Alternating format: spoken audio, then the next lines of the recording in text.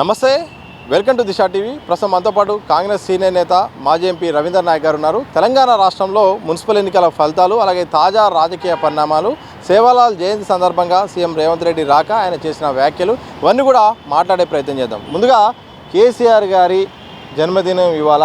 ఒకనాడు కేసీఆర్కు అత్యంత సన్నిహితులు మీరు, వారికి శుభాకాంక్షలు చెప్పదలుచుకున్నారు. ఇలాంటి సందర్భంలో వారికి ఏమైనా సూచన చేయదలుచుకున్నారా? ఈరోజు కేసీఆర్ గారు చాలామంది శుభాకాంక్షలు చెప్తున్నారు. నేను కూడా వారికి శుభాకాంక్షలు తెలియజేస్తున్నా, మనస్ఫూర్తిగా చెప్తున్నా. ఎందుకంటే సీనియర్ నాయకుడు కూడా. కానీ ఒకటి, ఈ జాతిపిత విషయంలో మాత్రం నేను విభేదిస్తా. ఎందుకు అంటే అసలైన జాతిపిత ఈయన జాతిపిత అంటే మాత్రం ఊరేసుకుంటాడు ఉంటే, అంటే ఆ ఆత్మ కూడా ఘోషిస్తుంది. జాతిపిత కావాల్సిన గుణాలు ఏంటిదో కొంచెం ఒకసారి నెమరేయాలి కేసీఆర్. మరి ఈయన పోల్చుకున్నాడు రాణి రుద్రమ, కొమరం భీము, దొడ్డి కొమరయ్య, ఇంకెవరో మరి చాకలి ఐలమ్మ, దాశరథి, ఎంతోమందిని ఈయన పోల్చుకున్నాడు. తర్వాత ఆయన పాపన్న సర్దార్ పాపన్న. సో వాళ్ళను పోల్చుకొని ఈయన చేసింది ఏది నిర్వాహకం మన అందరికీ తెలుసు. ఇక ఊరికే ఆయన గురించి చెప్పడం కూడా సిగ్గు కూడా అనిపిస్తుంది నాకు. ఎందుకంటే కేసీఆర్ తన పరిపాలనలో తను ఏం చేసినాడు అనేది ఒకసారి నెమరేసుకోవాలి. ఒకటి. రెండవది, నిజంగా అంటున్నాను, నిజంగా నువ్వు ఇప్పుడు జాతిపిత అనిపించదలుచుకున్నావు కదా, నువ్వు సంపాదించింది అక్రమంగా సంపాదించినటువంటి, కబ్జా చేసినటువంటి భూములు, డబ్బులు, తర్వాత నువ్వు చేసిన ఆశ్రిత పక్షపాతము, తర్వాత నువ్వు చేసిన దోపిడీ, దీని మీద ఒక్కసారి ఆలోచించవుతున్నాను. నిజంగా ఆలోచించు. నువ్వు జాతిపితవు అయితే ఆలోచించి ఆ సొమ్మును తిరిగి తెలంగాణ ప్రజలకు పంపించడం చేయి. దాన్ని సర్టిఫై చేస్తుంది ఎవరు? తన కూతురే చేస్తుంది. మా నాన్న ముఖ్యమంత్రిగా ఉన్నప్పుడు, మా ప్రభుత్వం ఉన్నప్పుడు నేను కూడా భాగస్వామినే, నన్ను క్షమించాలి ప్రజలని చెప్పేసి ఆమె చెప్తుంది. మరి ముందు కూతురికి జవాబు చెప్పమంటున్నాను. జాతిపిత అనే బంధువులు తన కూతురికి జవాబు చెప్పు. లేక కూతురైనా మరి ఆమె ఈ 2500కి ఏదో ధర్నా చేస్తుంది కదా ప్రజాభవన్ దగ్గర. కల్వకుంట్ల కవిత గారు అయితే మాత్రం ధర్నా చేస్తున్నారు. ఇచ్చిన హామీ ప్రకారం మహిళలకు 2500 రూపాయలు భృతి ఇవ్వాలనే డిమాండ్ చేస్తూ కూడా ధర్నా చేస్తున్నారు. దానికి మరి మీరు ఇచ్చే ఉద్దేశం ఉందా? ఏమైనా కారణాలు చెప్పి తప్పించుకునే ఉద్దేశం ఉందా? ఎందుకు ఆలస్యం చేస్తున్నారు? ఆమె ధర్నా నిరసన పట్ల మీ యొక్క ఒపీనియన్ ఏంటి? ఈరోజు ఆమె ధర్నా చేయవలసిన అవసరం లేదు. ఎందుకంటే ఈరోజు బడ్జెట్, తెలంగాణ బడ్జెట్ ఈ విధంగా కృషించి ఉందంటే వాళ్ళ నాయన, వాళ్ళ ప్రభుత్వం వల్లనే. మొత్తం ఈ రాష్ట్రం అంతా ఆ విధంగా ఆర్థికంగా విధ్వంసమై ఉన్నటువంటి రాష్ట్రం ఇది 10 సంవత్సరాలు. దాన్ని రెక్టిఫై చేసుకుంటూ రేవంత్ రెడ్డి గారు ఇచ్చిన హామీల్ని అమలు చేస్తూ ఒక్కొక్కటిగా ఒకే రోజు చేసేయాలంటే చూమంతరు కాదు ఇది. ఇప్పుడు ప్రతి విషయం 2500 విషయం ఇది డెఫినెట్లీ మా గవర్నమెంట్ ఇంప్లిమెంట్ చేయబోతుంది. దీనికి కవిత గారు మరి బాధపడవలసిన అవసరం లేదు. ఆమె క్వశ్చన్ చేయవలసింది తన నాయననే. ముందు అది తేల్చుకో. నువ్వే చెప్తున్నావు మీ నాయన కానీ ఆయన ముఖ్యమంత్రిగా ఉన్నప్పుడు చేసిన దుర్మార్గాలు, మరి భూముల దోపిడీ, నిధుల దోపిడీ, దాన్ని ముందు బయటపెట్టు. నువ్వు చెప్తున్నావు కదా, నేను అభినందిస్తున్నా. కనీసం నువ్వు ఆ క్యాంపు నుంచి బయటకు వచ్చేసినావు. సో నువ్వు బాగా మాట్లాడుతున్నావు, నేను అభినందిస్తా. కానీ ఈ ప్రభుత్వం మీద అనవసరంగా ఆవాకులు చవాకులు మాట్లాడితే నీకు ఉన్న గౌరవం కూడా పోతుంది. ఇది నేను ఆమెకు సలహా ఇస్తున్నా. ముందు ఆ ప్రభుత్వం చేసిన దుర్మార్గాలు వాటిని ఎండగడుతున్నావు. దాన్ని ఈ ఏజెన్సీల ద్వారా వెంటనే వాటి మీద చర్య తీసుకునే దాని మీద నువ్వు ధర్నా చేయి. గత ప్రభుత్వం చేసిన దుర్మార్గాల మీద ధర్నా చేయి. కానీ ఇప్పుడు సాఫీగా ఉన్న పరిస్థితుల్లోనే ఈ ప్రభుత్వాన్ని నడిపిస్తున్న రేవంత్ రెడ్డి గారి నాయకత్వం, ఆయన నువ్వు అనవసరంగా ఈ విధంగా నువ్వు తూలునాడటం మంచిది కూడా కాదు. ఈ ప్రభుత్వం బాగా చేస్తుంది. దీనికి ఉదాహరణ నిన్న కాక మొన్న సేవాలాల్ జయంతి రోజు మీరు అడిగినట్టుగా ఆ రోజు మరి రేవంత్ రెడ్డి గారు తెలంగాణలో ఉన్న లంబాడీలు వాళ్ళకి ఎంత అభిమానం ఉందో ఆయన తెలియజేసినారు. ఆ రోజు ముఖ్యమంత్రి కాగానే ఫస్ట్ చెప్పింది ప్రజలందరితో సహా గిరిజనులు, ముఖ్యంగా లంబాడీలు 1 వే ఓటు వేసినందుకే ఈరోజు మేము ఇందిరా ప్రజాపాలనను ఇక్కడ చేసినామని చెప్పినాడు. ఇది గర్వంగా చెప్పినాడు. అదేవిధంగా నిన్నటి సభలో ఈ తన 20 ఏళ్ల చరిత్రలో, రాజకీయ చరిత్రలో లంబాడీలు నా వెన్నంటి నన్ను ముందుకు నడిపించారని చెప్పేసి గర్వంగా చెప్పడం నిజంగా ఇది చాలా మంచి విషయం. సో అందుకని ఇప్పుడు ఈ యొక్క లంబాడీల విషయంలో మా భాష మొత్తం దేశానికి సంబంధించింది. 18 కోట్ల మంది బంజారాలకు సంబంధించిన గోర్బోలి. ఈ గోర్బోలిని రికగ్నైజ్ చేయాలి 8th షెడ్యూల్లో అని ఇక్కడ అసెంబ్లీలో రెజల్యూషన్ పాస్ చేసి కేంద్రానికి పంపించినాం. రెండవది సేవాలాల్ జయంతి రోజు సెలవు దినం ప్రకటించినాం. మూడవది ఇప్పుడు ఒక తీర్థ మందిరాన్ని మరి నెలకొల్పాలని 20 ఎకరాల భూమి, అదేవిధంగా 15 కోట్ల నిధులను కూడా వారు ఆ రోజు అనౌన్స్ చేయడం కూడా జరిగింది సేవాలాల్ జయంతి రోజు. అదే రకంగా ఇప్పుడు ఇస్తున్నటువంటి 6 హామీలు ఏవైతే ఉన్నాయో ఇంప్లిమెంట్ చేస్తున్నారో ఈ హామీలలో 80% హామీలు మా యొక్క ట్రైబల్స్కు మరి వాళ్ళకి చెందుతుంది, ఒకటిగా చెందుతున్నాయి.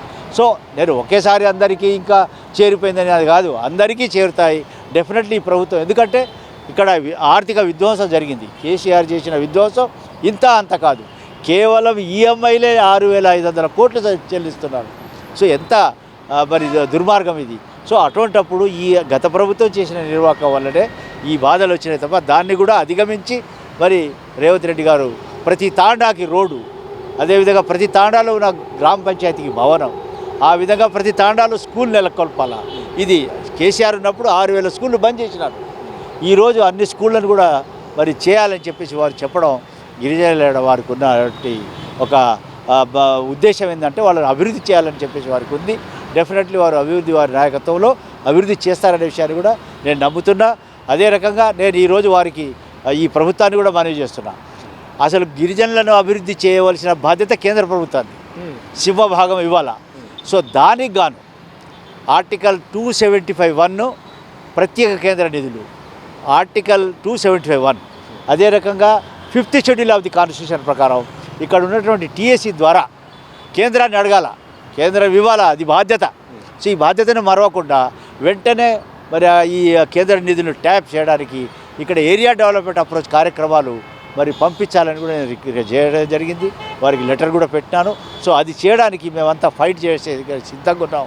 కాబట్టి రాష్ట్రంలో నిధుల కొరత ఉంటుంది, జనరల్గా నిధుల కొరత ఉంటుంది. సో అందులో గిరిజనులకు ఇంకా అభివృద్ధి చేయాలంటే కేంద్రం ఇవ్వాల్సిన శివభాగం ఏదైతుందో రాజ్యాంగం ప్రకారం అది ట్యాప్ చేయడానికి ప్రయత్నం చేయాలని కూడా నేను ఈ సందర్భంగా మనం చేస్తున్నాను. మున్సిపల్ ఎన్నికల ఫలితాలను ఎట్లా చూస్తారు? ఒకవైపు బీఆర్ఎస్, మరోవైపు బీజేపీ మాత్రం ఈసారి మేము సత్తా చాటుతామని ఎన్నికల్లోకి వెళ్ళాయి. దీనిలో నేపథ్యంలో మెజారిటీ స్థానాలు అధికార కాంగ్రెస్ పార్టీ కైవసం చేసుకుంది. ఈ ఫలితాలను బట్టి ఇటు బీఆర్ఎస్ కానీ బీజేపీ ఏముంటుందంటే అక్రమాలు పాల్పడ్డది, అలాగే అధికార పార్టీ అధికారులు కూడా సపోర్ట్గా చేశారు, మొత్తం కూడా ఉల్లంఘన చేశారని చేస్తున్న విమర్శల్ని, అలాగే వచ్చిన ఫలితాలను ఎట్లా విశ్లేషిస్తారు? కేసీఆర్ ప్రభుత్వం ఉన్నప్పుడు, బీఆర్ఎస్ ప్రభుత్వం ఉన్నప్పుడు ఎన్ని అక్రమాలు చేసినారు మనం చూసినాం కదా. ఎమ్మెల్యేల నుంచి మొదలు పెట్టుకుంటే లోకల్ బాడీస్ల వరకు చాలా దుర్మార్గాలు చేసినారు. ఆ విధంగా దుర్మార్గం అయితే ఏం చేయలేదు. కానీ వీళ్ళు ఏంటంటే ఓర్వలేక ఈరోజు 80-90% సీట్లు వరుసగా విజయాలే. ఈ 2 సంవత్సరాలలో జరిగిన ప్రతి ఎన్నిక, సర్పంచ్ మొదలు పెట్టుకుంటే అసెంబ్లీ వరకు జరిగిన ఉప ఎన్నికల వరకు అన్నిటినీ దిగ్విజయంగా గెలుచుకుంటూ వస్తున్నారు. అది కూడా 80-90%. సో ఇది చూసి వాళ్ళు ఓరలేకపోతున్నారు. ఇక ఎట్లా మేము పవర్ లేనిది ఎట్లా, మాకు పవర్ కావాలా చేసిన దుర్మార్గాలు చాలా ఉన్నాయి. వాటి మీద మరి నిఘా సంస్థలు నిఘా పెట్టినాయి. మేము మాకు ఈ రోజా రేపా అనే దాంట్లో భయంతో ఉన్నారు. సో ఆ భయంలో వాళ్ళు ఏం మాట్లాడుతున్నారో, జాతిపిత ఏమి తర్వాత ఇది మేము చేసిందే, మేము తెచ్చిందే, తెలంగాణ తెచ్చింది ఏం తెచ్చిందండి తెలంగాణకు తెచ్చిన వాళ్ళలో అసలు కేసీఆర్ తెలంగాణ గురించి ఎప్పుడు ఫైట్ చేయలేదు. తెలంగాణ బూచి చూయించి సమైక్యాంధ్రకు ముఖ్యమంత్రి కావాలనుకున్నాడు. అందుకనే ఆ రోజు బిల్లు పాస్ అయ్యే రోజు పారిపోయినాడు పార్లమెంట్ నుంచి. ఇది నేను సాక్ష్యం దానికి. ఎందుకు ఉండలేదు ఆ రోజు? ప్రత్యేక తెలంగాణ సమైక్యాంధ్రకి సీఎం కావాలని. ఇది ఆయన హిడెన్ ఎజెండా. ఎట్లా దళితుడు సీఎం అని చెప్పేసి ఏదైతే హిడెన్ ఎజెండా పెట్టిండో అదేవిధంగా ఇది కూడా హిడెన్ ఎజెండా ఆ రోజు. అందుకనే ఇవే బిల్లు పాస్ కాదని పారిపోయినాడు, ఎక్కడో పోయి పడుకున్నాడు ఫామ్ హౌస్లో. సో అటువంటి కేసీఆర్ మరి ఈరోజు తెలంగాణ గురించి నేనే తెచ్చినా, నువ్వు ఎట్లా తెచ్చినవా? తెలంగాణ తెచ్చింది అమరవీరులు, ప్రాణత్యాగాలు చేసిన వాళ్ళు. నువ్వు సరే ఆ తోక పట్టుకొని ఉన్నావు, కానీ పార్లమెంట్లో ఒక్కరోజైనా మాట్లాడినావా? నేను మాట్లాడినా several times. I spoke Telangana, about Telangana, why Telangana. ఈ విధంగా నేను ఫైట్ చేసిన. అటు మా గుర్తింపు లేదు, కానీ ఈయనేమో జాతిపిత అయిపోయినా నేనే తెచ్చినట్టు. ఎక్కడ తెచ్చినవా? ఎట్లా తెచ్చినాడు? నీ హంగర్ స్ట్రైక్ది ఏమో అందరికీ తెలిసిందేనా. నువ్వు ఏదైతే మరి ఆ రోజు ఆ బిల్లు పాస్ అయ్యే రోజు ఒకతే ఉండింది మన విజయశాంతి గారు, నువ్వు లేవు. అదేవిధంగా కాంగ్రెస్ ఎంపీలు పోరాటం చేసినారు. ఇది నువ్వు అంతా మర్చిపోయి నేనే తెచ్చానని చెప్పేసి అనుకోకు, అందరం తెచ్చినాం. అందరము దీంట్లో భాగస్వాములు. ముఖ్యంగా ప్రాణత్యాగాలు చేసిన వాళ్ళకు ఆ క్రెడిట్ వాళ్ళకు పోవాలి తప్ప ఇది నీకు కాదు. నువ్వు జాతిపిత కాదు. జాతిపిత అనేది వదిలేసి ఎందుకు జాతిపిత అనేది? ఏ జాతిపిత, అసలు జాతిపిత సిగ్గుపడతాడని అంటున్నాడు. కాబట్టి నేను సలహా ఇచ్చేది ఏంటంటే, ముందు నీ కూతురుకు జవాబు ఇవ్వు మిస్టర్ కేసీఆర్. నీ కూతురు ఏమేమంటుందయా జవాబు ఇవ్వు. అది నువ్వు మాట్లాడవు. ఎందుకు మాట్లాడవు? ఏ రోజు మాట్లాడవు? అదేవిధంగా కాళేశ్వరం దాని మీద మాట్లాడలేవు నువ్వు. అదేవిధంగా నీ ఫోన్ ట్యాప్ మీద మాట్లాడతలేవు. దేని మీద మాట్లాడవు? ఎందుకు మాట్లాడవు? కనీసం నువ్వు ఈ తెలంగాణకు భారమే ఉన్నావు ఈరోజు క్యాబినెట్ హోదాలో ప్రతిపక్ష నాయకునిగా. ఒక్కరోజు అసెంబ్లీకి పోయి మాట్లాడవు. ఎందుకు నువ్వు? వై? జాతిపిత అనేవాడు ఇట్లే ఉంటాడా? నువ్వు మాట్లాడలేవా? ఈ ప్రభుత్వం ఏం తప్పులు చేస్తుంది, ఏం మంచి చెప్తుందో? మంచి చేసేది చెప్పకుండా కనీసం ఇది చెడు అవుతుందని చెప్పు. అసెంబ్లీకి రా. ఇది ప్రజా దేవాలయం. ఇది ఈ ప్రజా దేవాలయాన్ని వదిలిపెట్టి బయట మాట్లాడేది మంచిది కాదు. రేపు అసెంబ్లీ స్టార్ట్ అవుతుంది. మిస్టర్ కేసీఆర్, నీకు దమ్ము ధైర్యం ఉండి నువ్వు నిజంగా తెలంగాణ బిడ్డవైతే నువ్వు వచ్చి మాట్లాడు. నువ్వు చేసిన తప్పుల్ని సరిదిద్దుకో. నీ కూతురికి జవాబు చెప్పు అని నేను సవాల్ ఇస్తాను. చివరికి చెప్పండి సార్, ఒకవైపు పరిషత్ ఎన్నికలు ఉంటాయని ఒక రకమైన వార్తలు వస్తున్నాయి. మరోవైపు జిహెచ్ఎంసీని 3 కార్పొరేషన్లుగా చేశారు. అది ముందా ఇది ముందా అని నడుస్తుంది. నెక్స్ట్ ఎన్నికలు ఎప్పుడు ఉండే అవకాశం ఉంటుంది? అలాగే వచ్చే ఎన్నికల్లో కాంగ్రెస్ పాత్ర ఏ రకంగా ఉంటుంది? గ్రామ పంచాయతీలకి కేంద్ర నిధులు రాబట్టవలసిన అవసరం ఉంది. కాబట్టి ఆ సమయాన్ని బట్టి ఈ లోకల్ బాడీ ఎలక్షన్స్ పూర్తి అయిపోతాయి. జడ్పీటీసీ, ఎంపీటీసీలు కూడా అయిపోతాయి. దాని తదుపరి కార్పొరేషన్ అవుతుంది. అన్నీ సాఫీగా టైంకు జరుగుతాయనే విషయాన్ని నేను ఈ సందర్భంగా చెప్పాలి. Okay, thank you. ఇది మొత్తంగా కేసీఆర్ అయితే మాత్రం ఇప్పటికైనా కానీ అసెంబ్లీకి రావాల్సిన అవసరం ఉంటుంది. అలాగే కవిత ఎక్కుపెట్టిన ప్రశ్నలకు సమాధానం చెప్పాల్సిన అవసరం ఉంటుంది. కాంగ్రెస్ పార్టీ వైపు ప్రజలందరూ కూడా ఉన్నారు. సీఎం రేవంత్ రెడ్డి పాలన చూసే ఈరోజు వరుసగా కూడా ఎన్నికలు, మున్సిపల్ ఎన్నికల్లో కూడా ఫలితాలు కూడా వచ్చాయి. అలాగే సేవాలాల్ జయంతిని అలాగే సెలవుగా ప్రకటించడం, దాంతోపాటు తప్పకుండా లంబాడా బిడ్డలకు పూర్తిగా ప్రాతినిధ్యం వహించడం, దాంతోపాటు పుణ్యక్షేత్రాన్ని కూడా సేవలాల్ పుణ్యక్షేత్రాన్ని కూడా నిర్మాణాన్ని కూడా భూమి కేటాయింపు చేయడం కూడా మంచి పరిణామము. తప్పకుండా కాంగ్రెస్ సర్కార్పై ఇప్పటికైనా ప్రజల్లో నమ్మకం ఉంది. వచ్చే ఎన్నికల్లో కూడా అవసరాన్ని బట్టి తప్పకుండా స్థానిక ఎన్నికల్ని అన్ని కూడా నిర్వహిస్తాం, అన్నింటిలో కూడా విజయకేతన ఎగరవేస్తామని కూడా మాజీ ఎంపీ కాంగ్రెస్ సీనియర్ నాయకులు రవీందర్ నాయక్ గారు అయితే మాత్రం చెప్పిన సందర్భం కనిపిస్తుంది. కెమెరా పర్సన్ వంశీతో సతీష్ దిశ టీవీ, హైదరాబాద్.